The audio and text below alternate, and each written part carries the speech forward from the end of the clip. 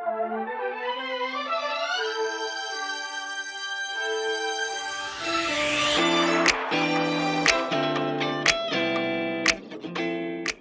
this morning's call, I had a request to continue on the subject of don't let your mind be your CEO, or let your feelings be the CEO of your life.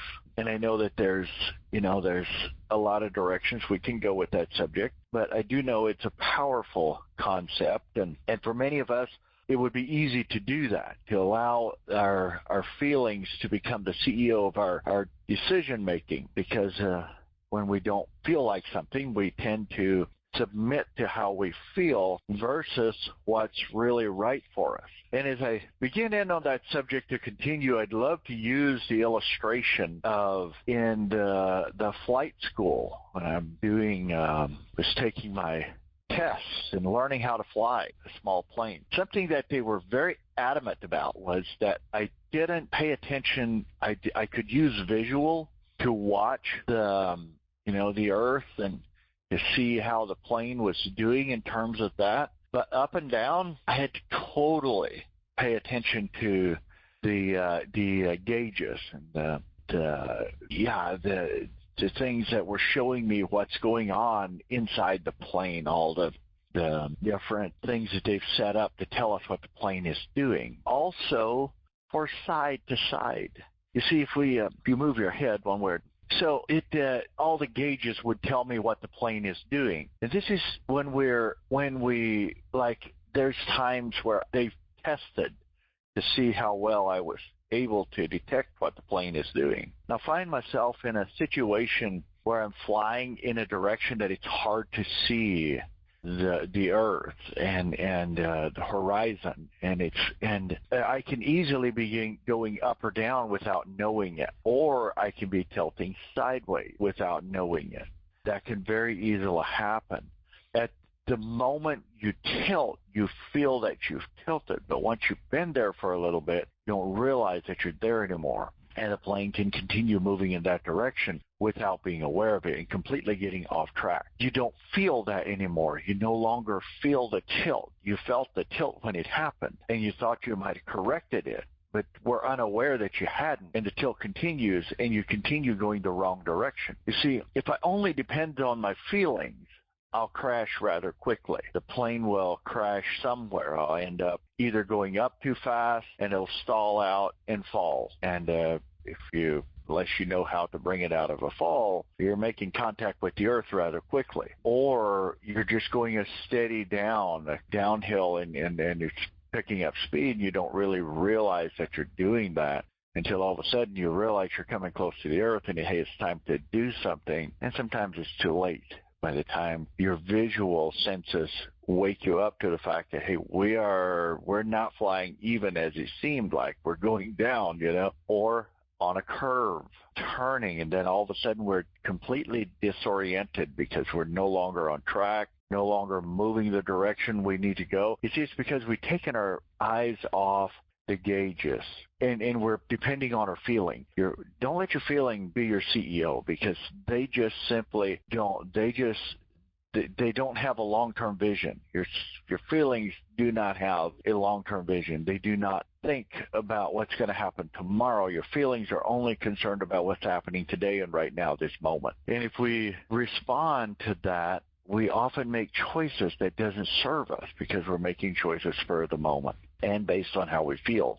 I didn't feel like it, or I felt like it was the right thing to do and didn't actually gauge it to see. You see, some of our gauges are our blind spots, self-awareness. If I know it's time to get up, go out, and I don't feel like it, so I don't because I don't feel like it. I mean, yeah, there's times, I guess, when we're sick and we just really can't. That should be a caution light that I'm responding to my feelings versus being proactive and moving forward in the direction that serves me. Our feelings want to protect us for the moment or give us something that feels good for the moment.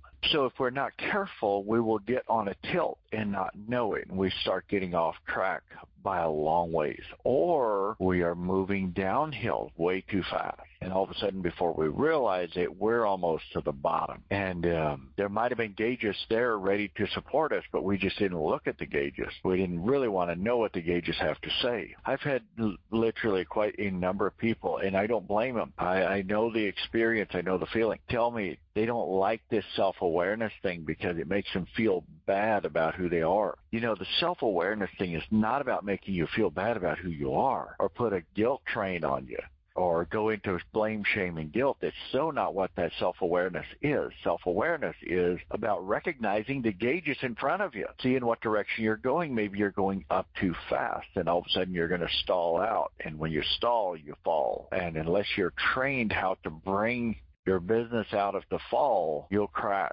It'll go all the way down, and it's oftentimes not good at many levels. For sure not if it's realistic and you're in the sky with a plane. That's for sure not good, but it's not good anywhere in life to do that. So self-awareness helps us watch those gauges and do what's right for the moment, maybe contrary to what we feel. I know it's happened a time or two when I felt like things was on the right path, or I felt like we were going down and I pulled back to go up, and the instructor says, "What are you doing?" I said, "Well, I think we're going down." He said, "Look at those gauges. We're going up way too fast. You're going to stall out again." And I had to adjust that, but it didn't feel right. Whatever was going on, whatever terrain had changed on the earth down below, made my senses tell me that I'm doing a certain thing when I really wasn't doing that at all. And so I compensated for what I felt like I was doing, and it was the wrong thing to do because I was fixing to put the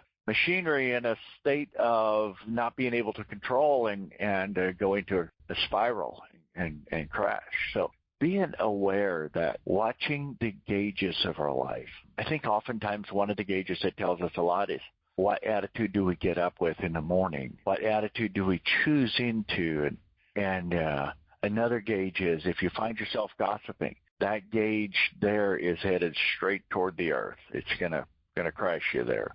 You know, just watch gauges. Watch yourself. Notice how you perform. Notice a lot of your conversations. What direction do they go? What are they mostly about?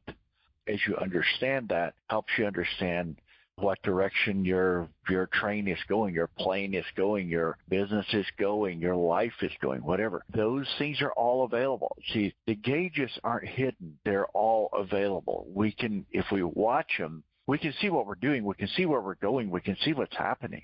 It's not hiding itself from us. It's quite available for us to see. However, many of us aren't trained to actually see the gauges and understand what the gauge is telling us.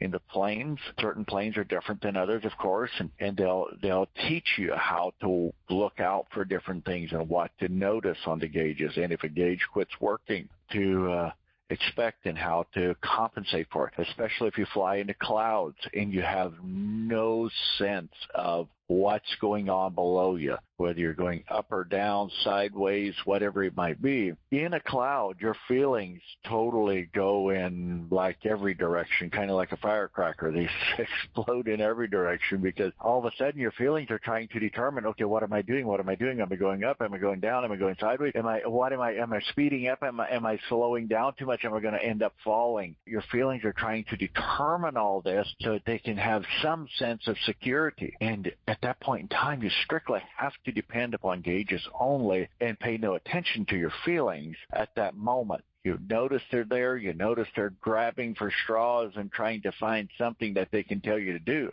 because they think you need to do something other than fly straight. So they're trying to tell you what move to make next, and most of the time you don't need to make any move. Just keep going till you get out the other side. If you were flying straight when you came in, just keep it that way. But we will almost always begin to compensate as soon as you get into a cloud. Unless you have gauges, you're trained to watch them. You'll compensate, and you'll start moving up or down, sideways or something, tilt, whatever. It just doesn't seem right to keep going straight because if you go straight, it seems like there's a big wall ahead of you. There's something there, and surely you've got to do something. We've got to find something. We've got to do something.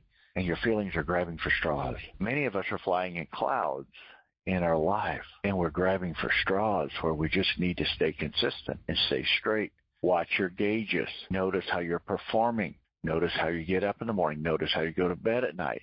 But are you allowing your mind to get away from daily activities? Are you still looking at that green, blue screen until you get too tired to sleep and then you lay it down? What's going on? How you do that? How you perform? You see, if we learn to watch the gauges that are inherent, that are things that are with us, gauges that were built in, we have our feelings, and those are very important. But it's also more important that we know how to control them. Like the man that has no temper, I would give nothing for that person. But I'd a whole lot rather have somebody with me that has a temper but knows how to control it. The person that pays no attention to his feelings, period, have no use for. But the person that understands he has them, pays attention to them, but before he responds to his feelings, he looks at his gauges to make sure he's doing what he should be doing. And sometimes his feelings are truly telling him, hey, there's something to be aware of. And when you see your gauges, you realize, hey, that's true. According to the gauges, I should be adjusting a little bit. I should be making some changes. I should be doing something just a little bit differently in what I'm doing. I'm getting off track just a tiny bit. Your feelings are perfectly okay. They're there for a reason. They should be there, but we should not let them rule us. They're only idiot lights, so to speak, to let us know that it doesn't feel like something is right. Sometimes you take a look at the gauges. Nope, I'm doing fine. You know, you talk to yourself. You tell those feelings to go sit down and be quiet. I'm moving on, doing what needs to be done. Yeah, but you feel afraid. I know I feel afraid. That's great, but I'm going to step into my fear anyway and going to do what I need to do. Yeah, but aren't you going to get hurt when you feel afraid? Not at all. Shut up.